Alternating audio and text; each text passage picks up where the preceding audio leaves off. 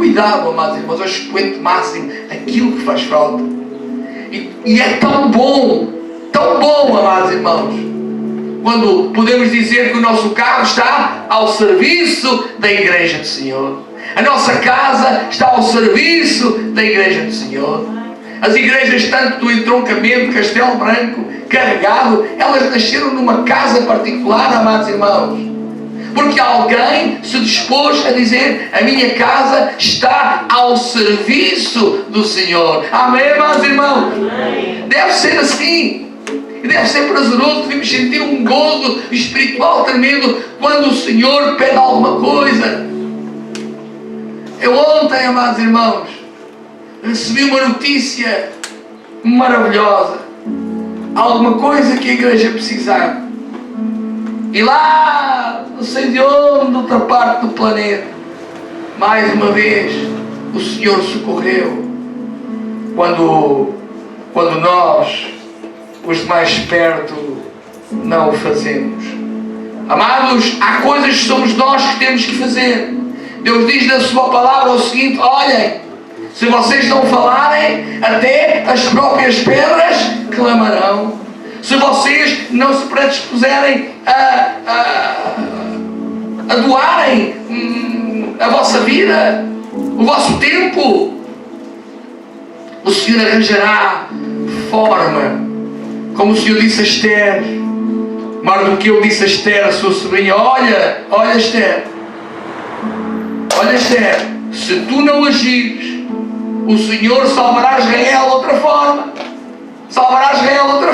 Mas quem sabe, se tu não estás nesse lugar, com essa capacidade, para seres tu a abençoares o povo.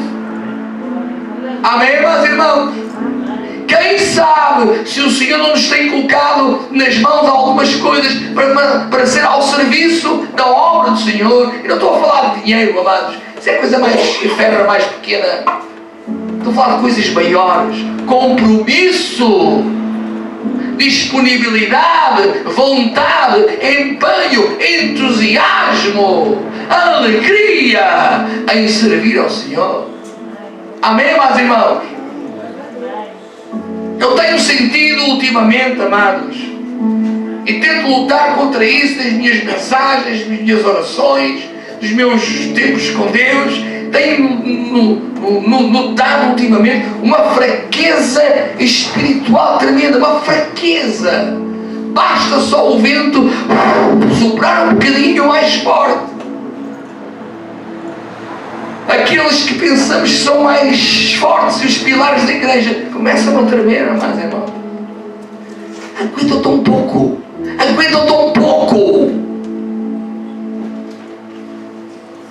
Que nós possamos dizer ao Senhor: Senhor, enquanto tu quiseres que eu viva, eis aqui a minha vida nas tuas mãos, e tudo aquilo que me emprestastes está ao teu serviço. Aleluia. João, amados irmãos, e Tiago disseram ao homem: olha, Jesus precisa do teu cenáculo. Aleluia, acompanhem-me. Que gozo, que maravilha ter Jesus em minha casa. Amém. Quem gosta de ter Jesus lá em casa? Aleluia. Gostamos de ter Jesus no quarto para nos proteger no sono. Gostamos de ter Jesus na cozinha para nos encher o frigorífico. Mas, amados irmãos, há algum local onde Jesus não possa entrar? Ele, quando é Senhor, Ele tem que ter livre acesso a toda a nossa vida. Posso ouvir um amém da igreja? Amém. Aleluia. Glória a Jesus.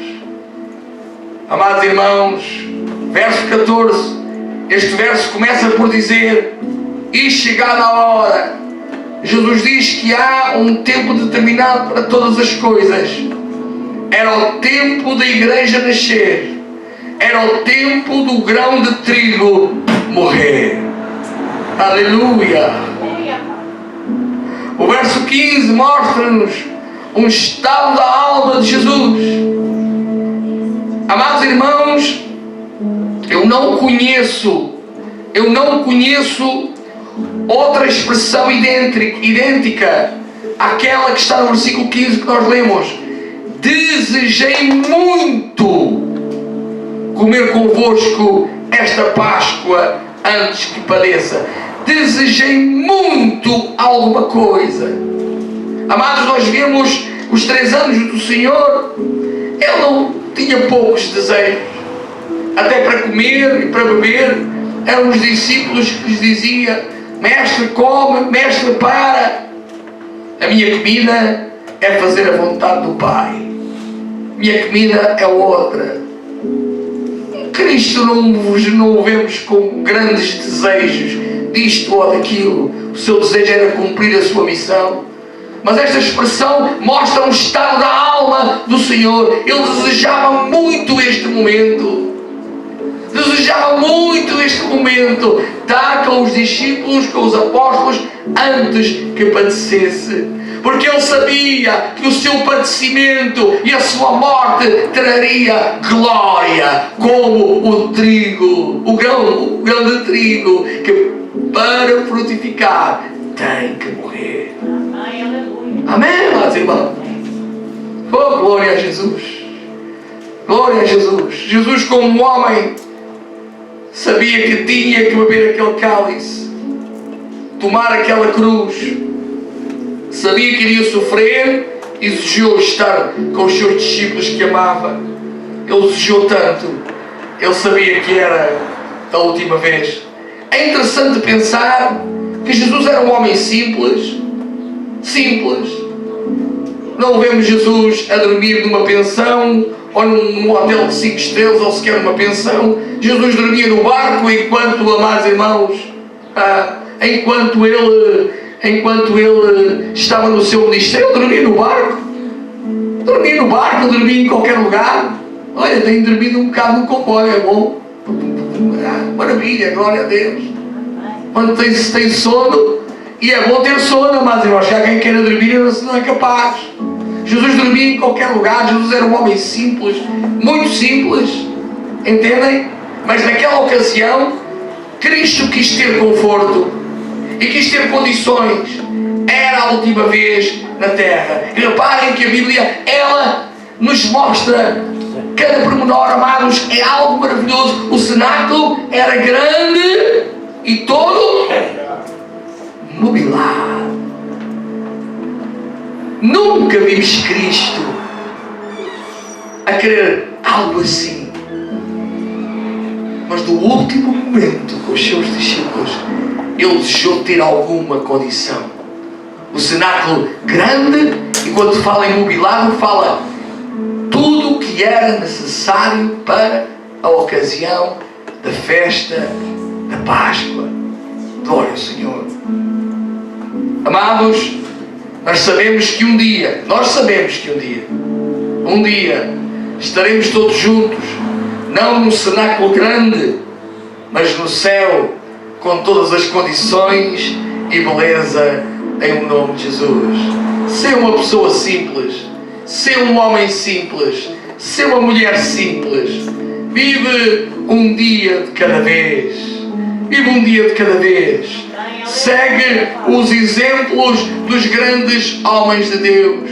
E os exemplos dos grandes homens de Deus, Elias, o que é que ele precisava, amados irmãos? De uma cama e de uma cadeira. Era isso que a viúva lhe dava quando ele passava. Tinha uma cama, tinha uma cadeira, tinha uma secretária. Não precisava de mais nada. Precisava era da inspiração do Senhor, a inspiração de Deus, a graça de Deus. Um homem bem simples. Mas, amados irmãos, quando chegou o momento, quando chegou a altura, ele não foi para o céu de qualquer maneira. Ele foi numa carruagem de fogo. Aleluia! Entendem, amados irmãos? Nos espera assim um céu todo, Adilson, todo mobilado. Aleluia! Faria um céu todo mobilado. Lá no céu vai haver as bodas do Cordeiro, é preciso uma mesa grande, amém? Oh, aleluia! Cá embaixo, sejamos simples como todos os homens de Deus foram, e o próprio Cristo foi simples. Mas achei interessante que ele neste momento, ele quis sim marcar uma posição naquele lugar. Aleluia, glória ao Senhor. Amados irmãos, nos versos 19 e 20 o Senhor cumpre o seu ministério, dando sim início ao nascimento da igreja. E Jesus, já no cenáculo, abençoou o pão que representa o corpo e abençoou o cálice que representa o seu sangue. Aleluia. E agora, amados irmãos, pensem comigo. Eu gostava de vos levar pela imaginação até aquele cenáculo. Amados, até então eles viram o que haviam visto todos os anos. Eles viram um cabrito, eles viram ervas amargosas, eles viram pães asmos, eles viram aquilo tudo normal. Mas o Senhor, em determinada altura, vai querer que eles vejam algo novo. Amém, igreja? Algo novo. Ele diz: já comeram o cabrito? Já comeram os pães asmos, ervas amargosas? Agora olhem para mim. Eu quero que vocês vejam algo novo. Vai buscar um pão, vai buscar um vinho e diz: olhem, este pão, e ele parte o pão, este pão representa o meu corpo, e este vinho representa o meu sangue. E pela primeira vez os discípulos estão a ver algo novo. Ou seja, o Cordeiro a partir de agora sou eu. Amém, amados irmãos? O Cordeiro a partir de agora sou eu. Nestes símbolos que representam o pão, representam o vinho, a qual nós chamamos a festa mais santa, a Santa Ceia do Senhor. Amém, igreja? Os irmãos estão cá? Amém. Glória a Deus, aleluia. Jesus abençoou o pão, Jesus abençoou o cálice. O sangue, amados irmãos, foi a tinta que escreveu este Novo Testamento. Novo Testamento com promessas muito maiores e melhores. Então, amados irmãos, eles eram libertos de um povo idêntico a eles, e nós somos libertos das garras de Satanás. Aleluia! Eles tinham como promessa a terra prometida a Canaã. Nós temos como promessa o céu. Amém, amados irmãos? Promessas muito maiores e melhores.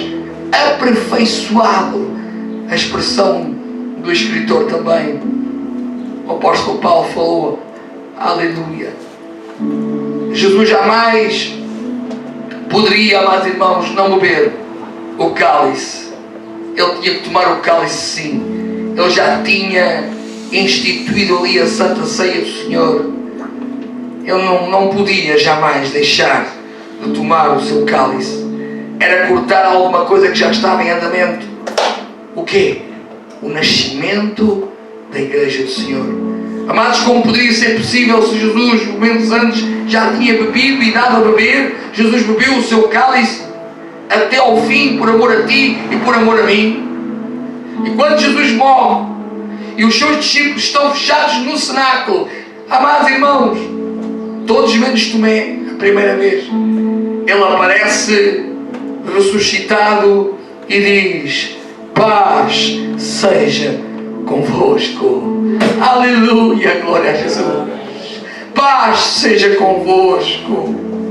Reparem como o Senhor tinha preparado aquele lugar. Aquele lugar era especial.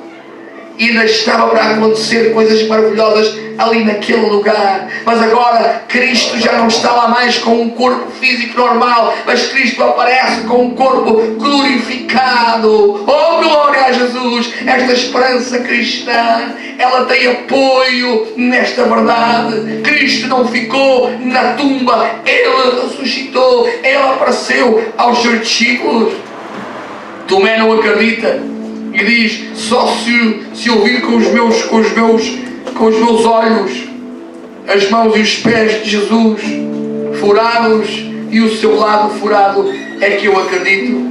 E Jesus aparece 8 dias depois e vira-se para Tomé e diz: Tomé, anda cá, Tomé. Ó Tomé, olha, coloca a tua mão no meu lado furado, Tomé. Tomé, olha os meus pés, olha para as minhas mãos, Tomé. E quando Tomé vê, ele cai aos pés de Jesus, diz: meu Senhor, meu Mestre.